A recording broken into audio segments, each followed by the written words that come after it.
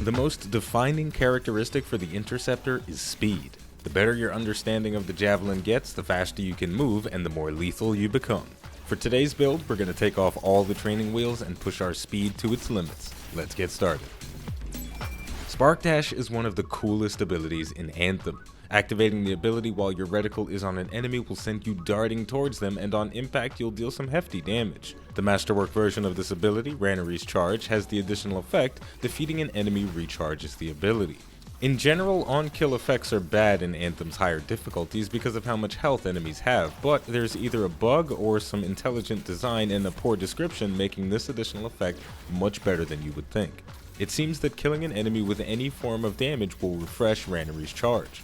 With that in mind, this ability is a gap closer, an opening attack that will get us into combat, but without tools to finish the fight, we'll be in a bad place. We need to increase our damage output, and one of the best ways for an Interceptor to do that is with the Conductive Lattice component. It's supposed to increase electric damage and resistance and reduce cooldowns, but because reasons, it doesn't list exactly how much you gain. In any case, the masterwork effect for this component is mostly what it's used for. Melee hits trigger an electric explosion, and this can occur every 2 seconds. This will give us an extra bump in damage on our initial spark dash, and subsequent hits will deal extra damage whenever the effect procs. With Conductive Lattice locked in, assuming the electric damage increase is working, I'm going to use Cariff's Talon as my second ability because I like having a unified damage type across my abilities. This is the masterwork version of Sparkling Spear or Detonating Strike. I believe they changed the name. On hit, it deals electric damage and primes the target with the electric shock status. It also places a mark on enemies that lasts for 4 seconds. If this enemy is defeated before the mark wears off, the enemy explodes, damaging all nearby enemies. The explosion damage isn't crazy, but it will soften up enemies, making them easier to slice through. The masterwork effect on Cariff's Talon is another on-kill effect, but this time it's working as described. Unfortunately, killing an enemy with Cariff's Talon will restore 40% of your health. You have to kill an enemy with the initial attack to trigger the regeneration. Killing an enemy while it's marked and kills caused by the explosion do not restore health. Since Cariff's Talon deals relatively low damage, we won't be triggering this effect much at all. Now we have to round out our build with the rest of our components. When I play the Interceptor, I'm always looking to increase my damage output, so Vengeance Matrix is going to be in most of my builds. It increases damage dealt by 50%, but increases damage taken by 25%. Its additional effect, when critically wounded, damage taken is reduced by 50% for 10 seconds. Way of Resolve increases melee damage by 10% and an additional 40% after dashing. Bloodlust increases melee damage by 30% and an additional 75% after defeating an enemy with a melee. Talisman of Power increases strike system damage by 10%, and E ability hits increase Q ability damage by 60% for 10 seconds. Finally, Way of the Swift provides the inverse effect. It increases assault system damage, and Q ability hits increase our E ability damage by 60% for 10 seconds. Our support item is the target beacon, and both of our weapons are stat sticks, but the Pop-A-Pump shotgun is the weapon I'll be using should I need to. Just like our last build, there isn't much we have to worry about maintaining, but how well we play and our decision making will see our effectiveness go up and down. This is going to be true for most Interceptor builds. Now, let's get into the field and test it out. Alright folks, for today's testing, we're doing a Grandmaster 2 Legendary Contract, and of course, we're going in solo. This is going to be a tricky build for us to use because while it does have a lot of strengths, there are weaknesses that come along with it too. So let's get to the action so we can talk about it. Alright, straight away, the biggest strength that we have with this build is our ability to move around the battlefield very quickly. In addition to the base level of movement speed that we have from the Interceptor, we can also use the Spark Dash to reposition very, very quickly around. So that's going to be the biggest strength that we have. The weaknesses, based on our components, we don't have a lot of health sustain, but also from our abilities themselves, we don't have a lot of reliable ways to keep ourselves alive. Another one of the strengths that we have going into this, we can knock Scar Hunters out of the sky with the Spark Dash, and also in general, we have a lot of shield stripping potential. All of our abilities are doing electric damage, so that's dealing bonus damage to shields. That Scar Hunter, his shields, not a problem. As soon as he tries to fly up in the air, we knock his ass down to the ground. Again, repositioning. Didn't see that Scar Scout there. I could have used my Spark Dash on him to get rid of his shielding. I'm taking a lot of damage here.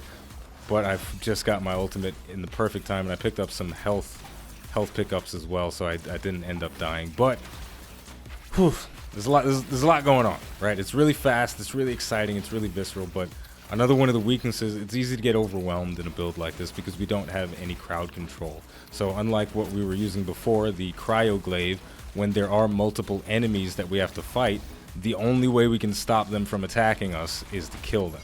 And sometimes that can be difficult. Let's get the hell out of here because I'm very low on health and I don't have my shields. So whereas in the previous build that I was showing off with Wraith Strike and the cryoglaive, when things get too hectic, I can't rely on my aura to just freeze the enemies. I've just got to take them out.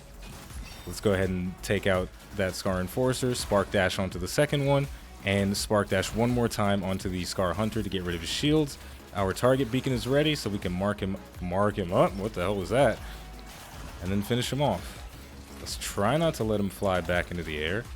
I would rather him not do that. There we go. This one trying to fly up, but again, we can Spark Dash right to him, get rid of his shield, and then wail on him while he's on the ground. And even if he flies up again, we'll just Spark Dash right away and bring him back down to our level so we can beat on him with our melee. So, oh man, that was a lot. A lot was going on there. That was very hectic and crazy, but that's what this build is all about. It's all about just being fast, going with the flow, but trying very, very hard not to die and not get overwhelmed. You can't crowd control, so you've got to kill. And you've got to also be aware of when you need to retreat, because sometimes you just can't handle all the heat. You got to get out of the kitchen.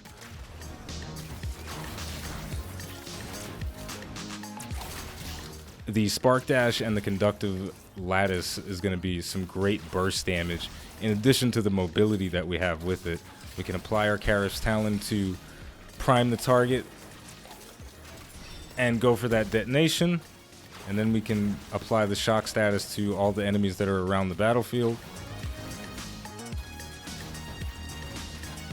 Maybe get the detonation there, so that did a nice chunk of damage to all the nearby enemies. That legendary hunter is shooting me like crazy with his machine gun, so I ran up to him with the Spark Dash to knock him out of it. Now we've got these two Enforcers here. We'll kick the low health one to cause the detonation, but the Scar Enforcer ultimately not going to die from the low damage of the explosion, but I can kick him in the face with my Spark Dash and that'll take him down just fine.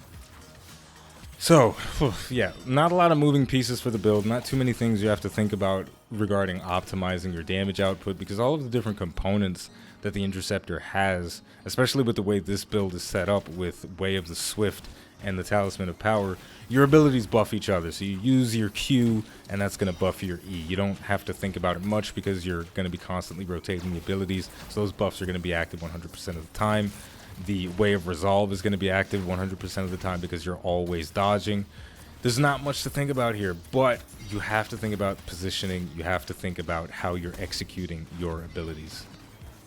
And there we go. That's going to wrap it up for the build for today. Overall, this one, not super complex, but it's very difficult to execute it well. It's got the strengths. You can strip shields very easily. You can maneuver around the battlefield with ease because of Spark Dash. You can cross from one side to the other in the blink of an eye, and it feels fantastic. But these are not the highest damage abilities for the Interceptor, so if you're looking for something with a little bit more punch, you're gonna have to look elsewhere. But superior speed, superior mobility, shield stripping, there's no better way to do it with the Interceptor. This feels fantastic for that specific role. And honestly, you're not wrong for wanting to play this way. There are a lot of different ways to play all of the Javelins in Anthem. Of course, there's going to be that optimal strategy, that ideal meta way to play the game, but there's a lot of ways to branch out and you can still have a lot of fun while also being effective and a valuable asset to your team. So, with all of that said, we're going to wrap things up here, but don't worry, there's plenty more to come. As always, if you enjoyed this video and you'd like to support the channel more than you already do just by watching, liking, subscribing, and commenting, you can head over to patreon.com/iBluairJgR to become a patron. The name of the game is Anthem, the name of the channel is iBluairJgR. Thank you for watching, and I'll see you next time.